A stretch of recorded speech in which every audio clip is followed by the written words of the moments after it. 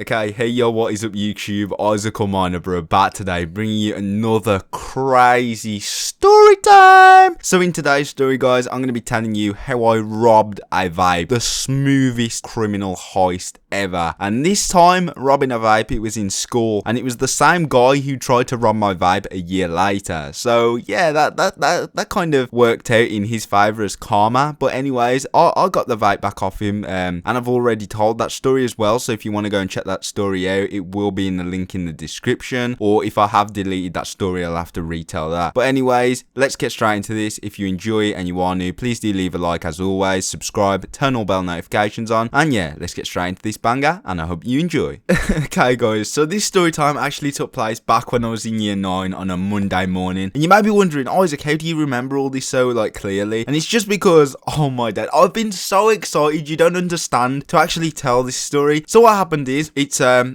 Monday morning. We have French, and it basically happened down in French. So what happened is, there was this guy, right, and I'm not sure what heritage he was. I think he was either Indian or Pakistani. I'm not too sure, but I'm just gonna say Asian, just as a reference, you know. And basically, he was kind of a dodgy guy, and his dad owned. Do you know them really horrible chicken shops? Them oh my days, when you look at the windows, you can't even look inside because they're so greasy. Yes, them dodgy chicken shops that you would just dare to eat from, because you are definitely going to get multiple cases of salmonella.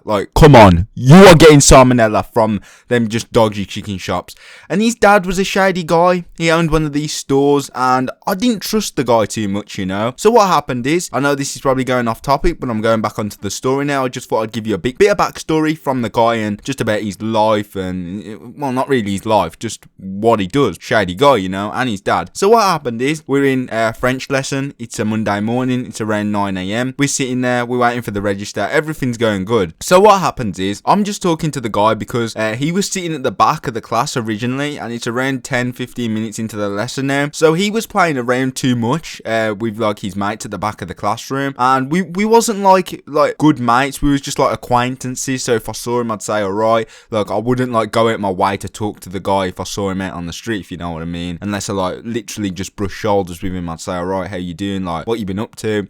But anyways, so what happens is, he's playing around too much, and there's a seat spare next to me, and the French teacher goes and then says his name. I'm not going to name his name for privacy reasons. His name basically, the teacher basically calls his name and said, go and sit next to Isaac. You got to sit there, stop playing around, you're playing around too much, and also I need to speak to you at the end of the lesson. So at the time, I was on my grafting. I was doing work, mashing bits. I would rob vapes. I've told previous stories. I would literally get vapes for very really cheap, flip them, sell them for more money. That's just how I was. That's just how I made money at the time. Come on, you can't hate me for it. Everyone's got to hustle. Everyone's got to make money. If you're not making money, I don't know what you're doing. You're just gonna be stuck, aren't you? Come on, hustle, get the bag, and you're all set. But yeah, that's just what I used to do. I don't recommend it. I'm just telling you my experiences so you can learn from them, etc. So what happens is, he sits next to me, and I'm just talking to him. I'm kind of asking him particular questions, because I was very sneaky on how I would do things like this. I would go, I've got my vape on me today, when I didn't actually have it on me. I'd go, and he's like, oh, let me see it. And I'm like, nah, not in French class. And I'd go, have you got your vape? And he was like, yeah.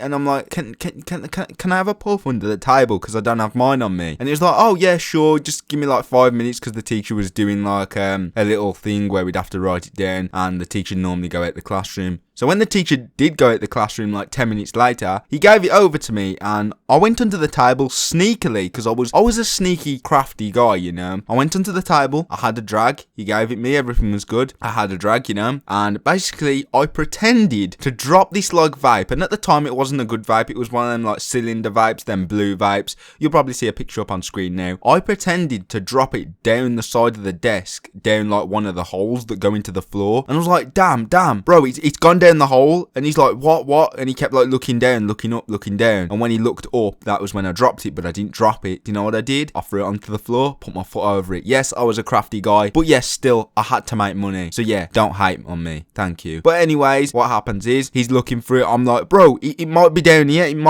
let's look down here. And when he was under the table looking, I'd lift my foot up slowly, get the vape from under my foot, catch the vape in my hand, and put it into my blazer pocket. Done. And do you know the funny thing about it as well? When I'd always rob vapes, try and sneakily not scam, but like do things with vapes, you know. I would literally always have a backup plan. Like I'd know what to do, and also it was in school, so they couldn't do anything about it, could they? No, because he was in school, and oh man.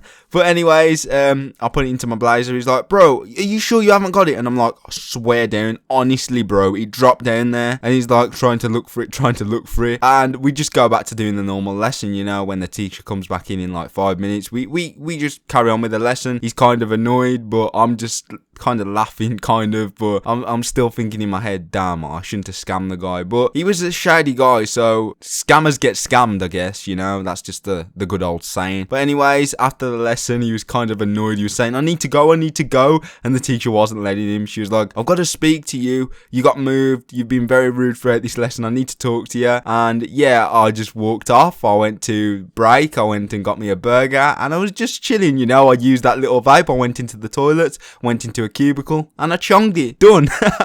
But nah, I don't recommend this. This is just my bad experiences. But I just thought it'd be funny to tell, because, oh, them days, man. Them days were funny days. Good old days. But a year later, the guy scammed me. And it was kind of karma, you know. That same guy. But I think I've told that story. If I haven't, I'll redo it. But if I have, it'll be in the link in the description. And yeah, hope you enjoyed today's story. Leave a like, comment down below, subscribe, turn all bell notifications on. And yeah, I'll see you in the next video for a banger. Peace, peace. Peace.